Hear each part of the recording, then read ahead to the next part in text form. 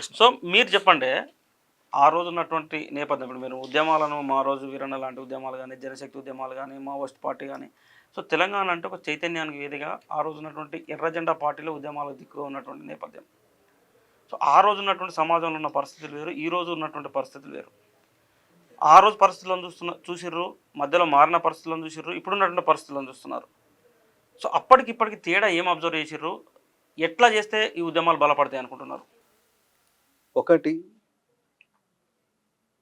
ఈ భారతదేశాన్ని పరిపాలిస్తున్నట్లాంటి పాలకులు నాటి నుండి అంటే స్వాతంత్రం వచ్చిన నుండి ఇప్పటి వరకు కూడా జరుగుతున్నట్లాంటి పోరాటాలు, ప్రజాస్వామ్యబద్ధంగా నడుస్తున్నట్లాంటి పాలకులు ఏదైతే ఎన్నిక కాబడుతుందో వీళ్ళందరూ కూడా ఆకలి అయిన వాళ్ళు కాదు, కుల బాధ తెలిసిన వాళ్ళు కాదు.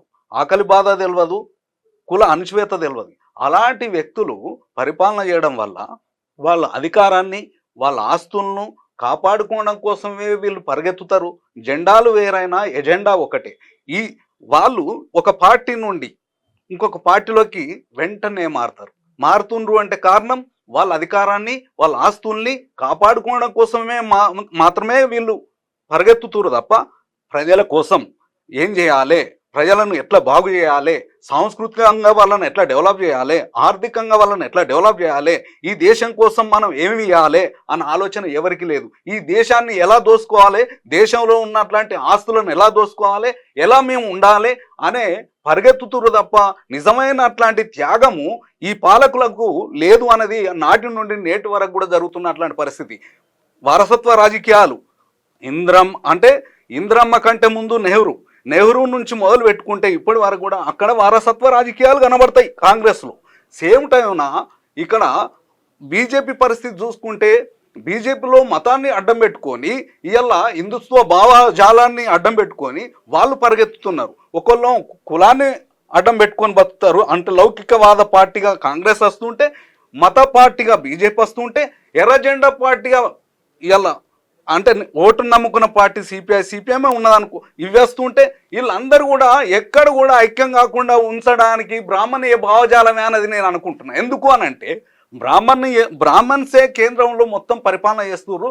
కులాల పేరు మీద, మతాల పేరు మీద మొత్తం ఎక్కడికక్కడ ప్రజల్ని చీల్చి చెండాడుతున్నారు, ఐక్యం కాకుండా చేస్తున్నారు. కాబట్టి ఒక త్యాగం అనేది ఇవాళ ఎందుకు ఉంటలేదు అనంటే ఫస్ట్ మనిషి కోరికలు బాగాయినాయి. ఈ కోరికలతోటి డబ్బు మీద వ్యామోహం పెరుగుతుంది, ఆస్తుల మీద వ్యామోహం పెరుగుతుంది. కానీ ఒకసారి మనం ఆలోచిస్తే ఈ నేచర్కు మనుషులలో ఉన్నట్లాంటి మొత్తం చెడును కూడా తీసుకొని ఒక మంచిని ఇస్తుంది కానీ నేచర్ నుంచి మంచి తీసుకొని మనం ఏం చేస్తున్నామంటే నేచర్ను చెడగొడుతున్నట్లాంటి మానవ సమాజం ఈరోజు ఉన్నది. అందుకే ఒక పాట ఉంటుంది, మాయమైపోతున్నాడమ్మా మనిషి అన్నవాడు, అంటే కంటికైనా కానరాడు మానవత్వం ఉన్నవాడు అని ఇవాళ ఒక పాట ఉంటుంది.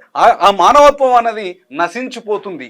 ఆ మానవత్వం అనేది ఎందుకు జరుగుతున్నది అంటే ఆర్థికము అనేది ప్రామాణికంగా ఆలోచిస్తున్నారు. కానీ మేము ఉద్యమంలో చదువు నేర్చుకున్నప్పటికీ ఆ అంటే ఆయుధం, ఆ అంటే అడవి అని నేర్చుకున్నట్లాంటి ఆ టైంలో కూడా మేము ఆర్థిక ఫిలాసఫీ కరల్ మార్క్స్ ఒక ఫిలాసఫీ మీద చదివాం. ఆర్థిక సంబంధాలే మానవ సంబంధాలు, ఆర్థిక సంబంధాలు లేని మానవ సంబంధాలు కనుమరుగతి అని చెప్పి ఆ ఫిలాసఫీ మీద చదివి దాన్ని మేమేమనుకున్నాము ఆ రోజుల్లో అని అంటే గత 30 సంవత్సరాల కింద చదివాం. అవి ఏమనుకున్నామంటే ఇది చిన్న ఈ పిచ్చి రాతలు మేధావులు ఇట్లనే రాస్తారులే, ఆచరణ గొప్పది అనుకొని మేము ఆయుధాలు పట్టుకొని ఉద్యమాలు చేశాము, అనేక భూములు పంచిపెట్టాము. భూ సంస్కరణ చట్టం ప్రభుత్వాలు తెచ్చినప్పటికీ దాన్ని ఎప్పుడు కూడా అమలు చేయలే.